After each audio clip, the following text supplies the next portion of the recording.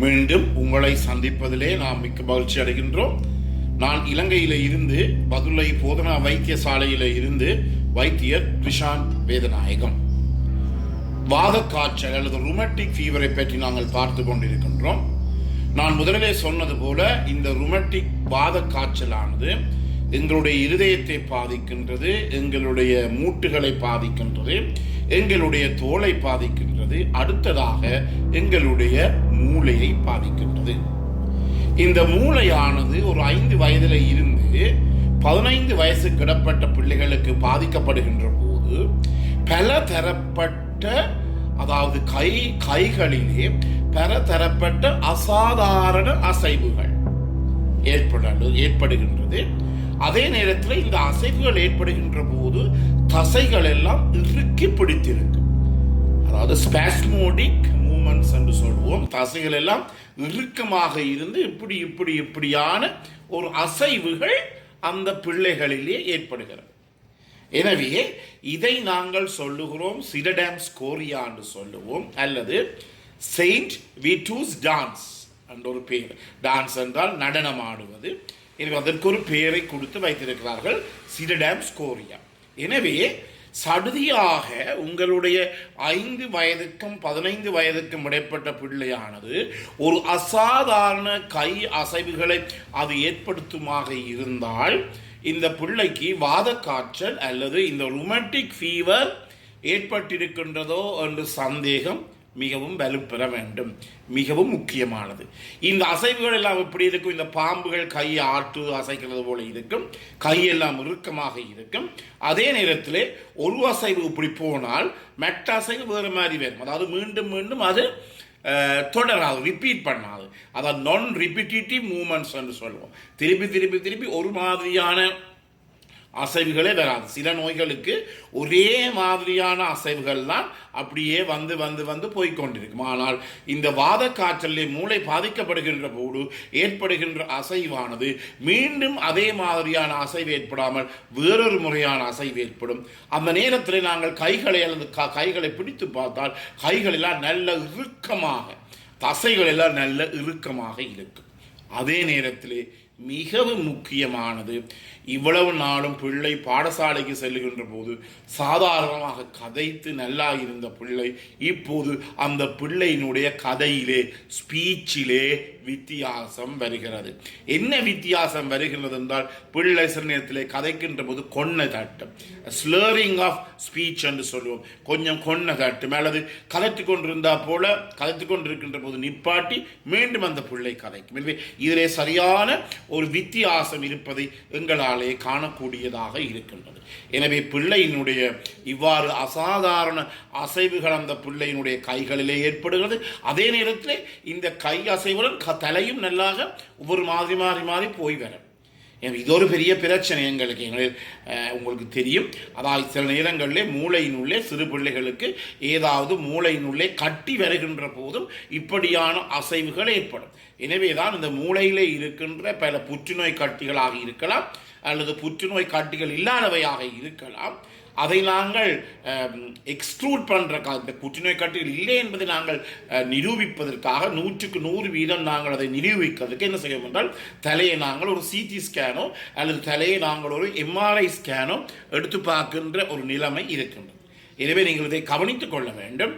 அதாவது தலையினுடைய அசைவும் இருக்கும், அதே நேரத்தில் ஒரே மாதிரியான அசைவு இருக்காது, கைகள் எல்லாம் நல்ல இறுக்கமாக இருக்கும். அதே நேரத்தில் அந்த பிள்ளையினுடைய கதை, அந்த பிள்ளையினுடைய பேச்சிலே கரெக்டாக வித்தியாசம் இருக்கும். கொன்ன தட்டும், அல்லது ஏதாவது ஒரு மொழியை, ஒரு வசனத்தை சொல்லுகின்ற போது தொடர்ச்சியாக அவரால் வசனத்தை சொல்ல முடியாது. இவையெல்லாம் கட்டாயமாக அந்த பிள்ளைக்கு வாத காய்ச்சல் ஏற்பட்டு இருக்குமோ என்ற சந்தேகத்தை எங்களுக்கு ஏற்படுத்த வேண்டும். அடுத்ததாக இதை நாங்கள் எவ்வாறு கண்டுபிடிப்பது என்று சொல்லி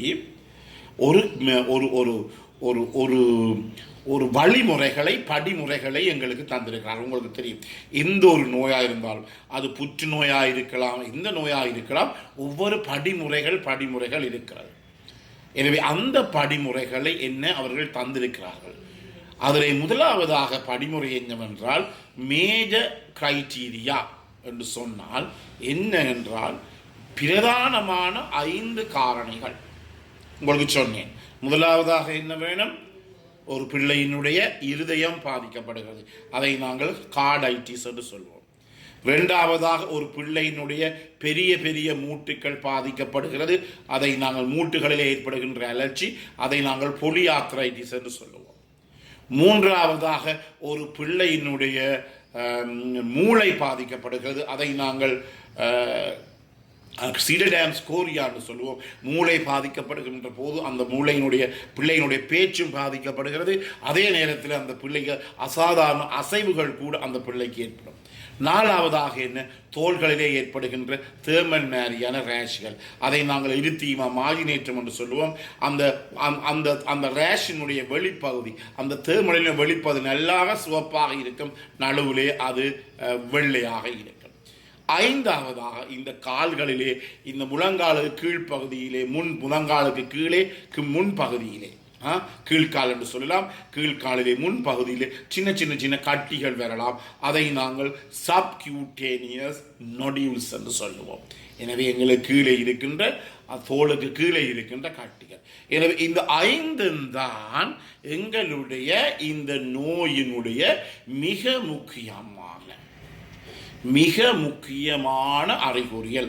அதை நாங்கள் மேஜர் கிரைட்டீரியா என்று சொல்லுவோம். இதை விட்டு போட்டு வேற வழிமுறைகளும் இருக்கிறது, அதை நாங்கள் மைனர் கிரைட்டீரியா என்று சொல்வோம். முதலாவதாக காய்ச்சல். எனவே காய்ச்சல் ஒரு பிள்ளைக்கு 4-5 நாட்களுக்கு மேல் இருப்பது.